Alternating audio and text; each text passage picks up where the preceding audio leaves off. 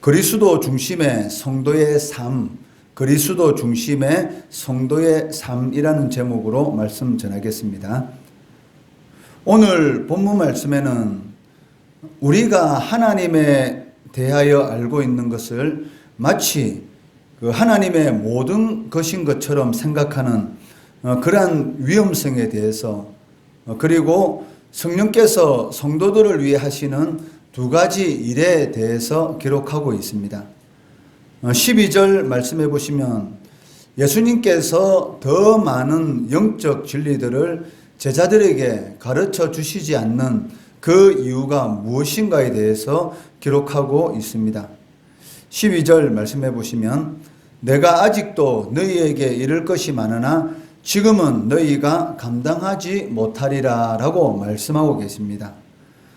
제자들이 더 많은 영적 진리들을 이해하고 받아들일 수 있을 만큼 충분히 성숙하지 못했기 때문에 그 부분에 대해서는 또 다른 보혜사이신 성령님의 몫으로 넘겨주시는 것을 볼 수가 있다는 것입니다. 이 말씀을 통해서 우리는 그 하나님께서 하나님의 백성들에게 전해주시는 그 하나님의 계시, 이러한 계시들은 점진적인 특성을 가지고 있다라는 것을 알 수가 있습니다. 즉, 주님께서는 우리 인간의 이해력이 미치는 그러한 범위 안에서 말씀하여 주시기 때문에 우리가 하나님에 대해서 알고 있는 그러한 것들이 마치 하나님의 모든 것인 것처럼 생각해서는 안 된다는 것입니다. 우리가 하나님에 대해서 알고 있는 그러한 성경적인 이 지식은 그 하나님의 극히 적은 그 일부분에 불과하다는 것이죠. 그런데도 불구하고 우리가 마치 하나님에 대해서 다 아는 것처럼 그러한 이런 생각을 가지고 다른 사람에 대해서 함부로 정죄하고 또 함부로 하나님에 대해서 말하는 것은 극히 위험스러울 수 있다는 것입니다. 하나님은 우리가 생각하는 것 이상으로 훨씬 크고 위대하신 분이시라는 것이죠. 어떻게 보면 인간은 이 다윗의 고백처럼 먼지에 불과한 존재에 불과합니다. 하나님은 창조주시고 인간은 먼지에 불과한 존재인데도 불구하고 마치 먼지에 불과한 피조물이 창조주인 하나님을 다 아는 것처럼 교만하고 또 거기에 대해서 다른 사람에 대해서 함부로 이렇게 정죄하고 그것이 하나님의 뜻인 것처럼 말하는 것은 상당히 위험성이 있다는 것이죠.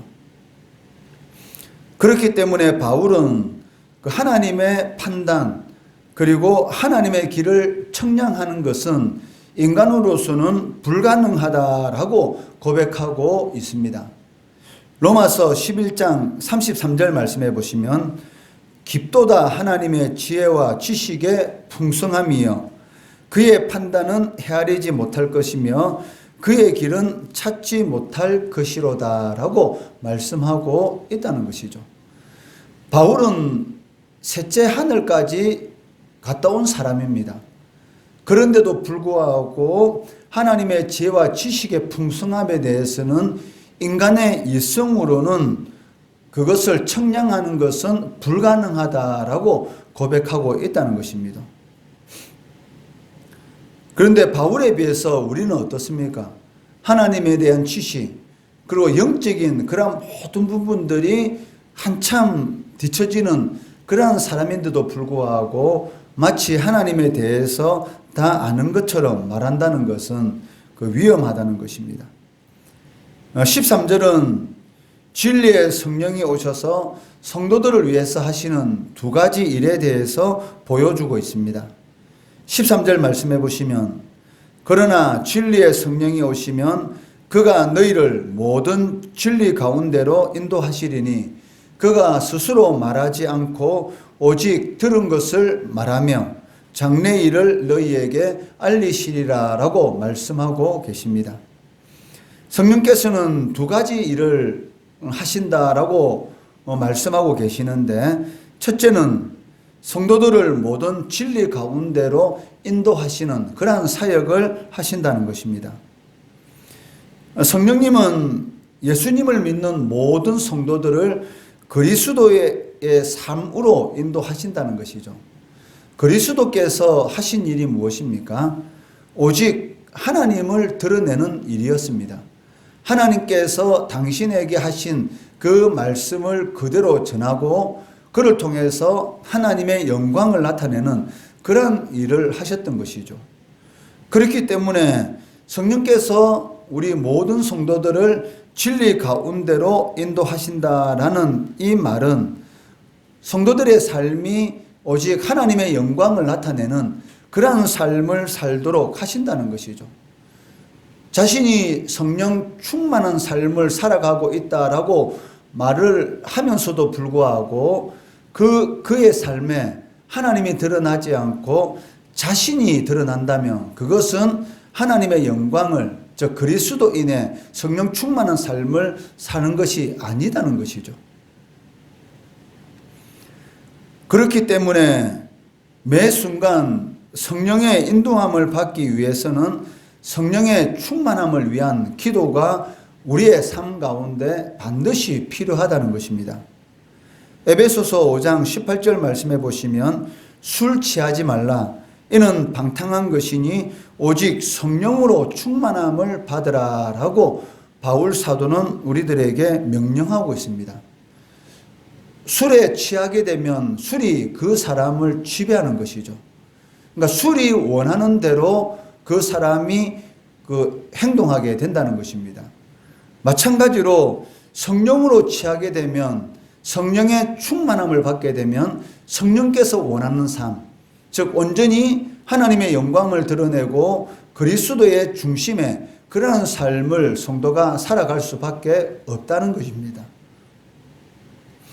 둘째는 성령께서는 성도들에게 장래일을 드러내는 그러한 사역을 하신다라고 말씀하고 계십니다.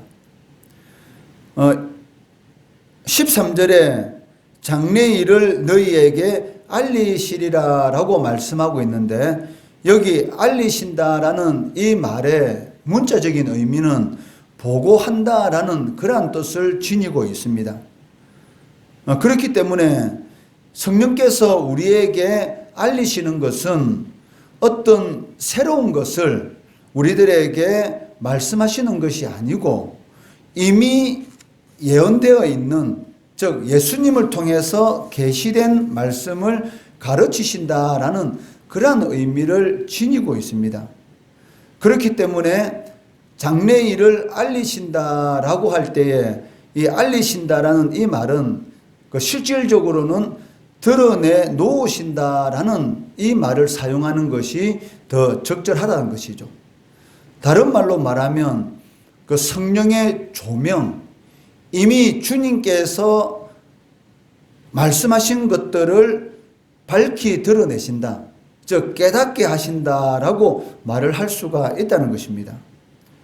그렇기 때문에 어떤 사람들이 성령의 계시다라고 말을 하면서 성경에 나오지 않는 그러한 새로운 것들을 말할 때는 속지 말아야 한다는 것이죠.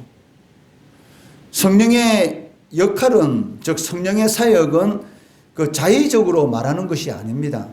이미 예수님께서 말씀하신, 즉 성경에 기록된 내용들을 깨닫고 이해하고 성경을 통해서 하나님께서 하시고자 하시는 그 말씀이 무엇인지를 알도록 하는 것이지, 성경에 기록되지 않은 전혀 새로운 것을 가지고 우리들에게 계시하는 것은 아니시라는 것이죠.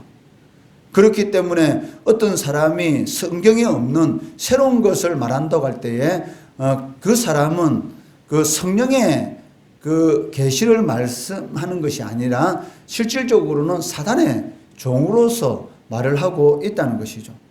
그렇기 때문에 그러한 사람들을 볼 때에 우리는 이단이다 라고 이렇게 말을 할 수가 있다는 것입니다.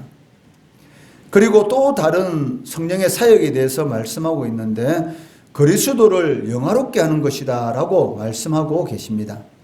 14절에 보시면 그가 내 영광을 나타내리니 내 것을 가지고 너희에게 알리겠습니다 라고 말씀하고 계시고, 15절에서는 내 것이 바로 아버지의 것이다 라고 말씀하고 있습니다. 즉 성부 하나님께서 가지고 계신 모든 것들은 바로 성자 예수님의 것이란 것이죠. 그렇기 때문에 성령께서 하시는 것이 무엇이냐면, 성령께서는 그 독자적으로 어떤 일을 계획하시고 추진하시는 것이 아니라 그리스도를 알리기 위한 그러한 사역을 하신다는 것이죠. 성령 충만하다고 하면서도 불구하고 그 사람의 사역을 통해서 그리스도가 드러나지 않는다. 그렇다면 그것은 성령 충만한 것이 아닙니다.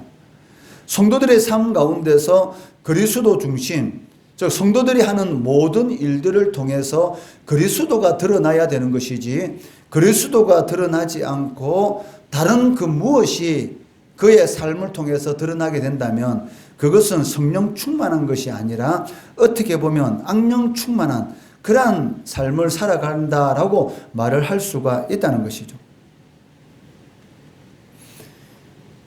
사울 왕이 그 악령이 충만하게 될 때 나타난 현상이 무엇이었습니까? 사울이 처음에 왕으로 기름 부음을 받고 성령 충만할 때는 그 겸손합니다. 오직 하나님만 드러내는 그러한 일들을 행하게 되는 것이죠.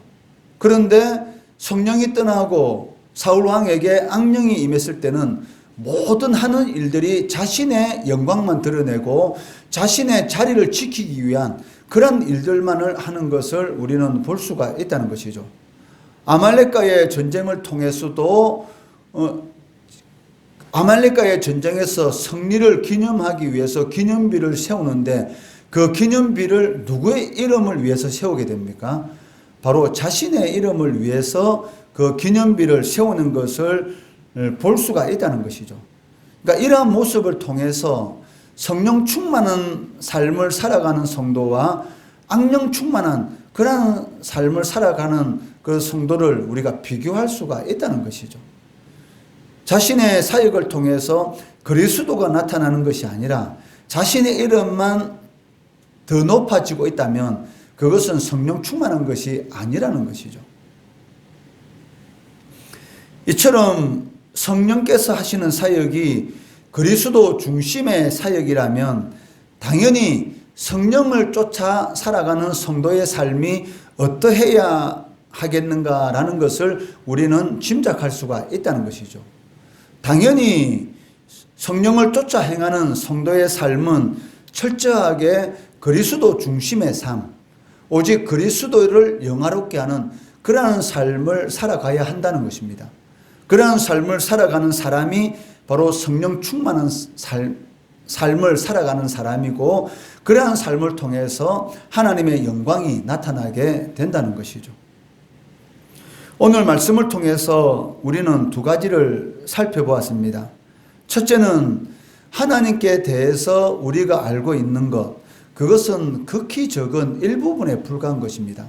그런데도 불구하고 마치 하나님에 대해서 다 아는 것처럼 하나님에 대해서 함부로 이야기한다는 것은 어떻게 보면 상당히 교만한 것이고 하나님이 싫어하는 그런 것일 수가 있다는 것이죠. 마치 욥의 친구들이 하나님의 섭리에 대해서 다 아는 것처럼 욥을 함부로 정죄하는 이런 일들이 그의 삶에 나타날 수가 있고 결국 하나님 앞에 책망받는 그런 일을 당할 수가 있다는 것입니다. 우리가 아무리 지식이 뛰어나다 할지라도 하나님에 대해서 알고 있는 것은 극히 일부분입니다. 그렇기 때문에 항상 겸손해야 한다는 것이죠. 두 번째는 성령께서 하시는 일은 오직 그리스도를 영화롭게 하는 것입니다. 내가 하는 모든 일들을 통해서 그리스도만 드러나는 그러한 사역을 내가 하고 있다면 나는 성령 충만한 사람입니다. 그런데 내가 하는 일들을 통해서 그리스도가 드러나는 것이 아니라 다른 사람에게 인정받기 위한 그러한 마음을 가지고 모든 사역들을 행하고 있다면 나는 성령 충만한 것이 아니라는 것이죠. 그것을 꼭 명심하시고 혹 내가 하는 모든 이러한 교회 사역들을 통해서 그리스도가 나타나는 것이 아니고 혹 다른 사람들이 나를 인정해 주기를 바라는 그런 마음을 가지고 교회에 맡긴 그런 일들을 하고 있다면 다시 돌이켜야 됩니다. 오직 그리스도 중심의 삶, 그러한 삶을 살아가는 것이 하나님께 영광 돌리고 성령 충만한 삶을 살아가고 있다는 것이죠. 이러한 성령 충만의 삶, 그리스도 중심의 삶, 겸손한 삶을 통해서 하나님께 영광 돌리시는 우리 성도들 되시기를 주의 이름으로 축원합니다.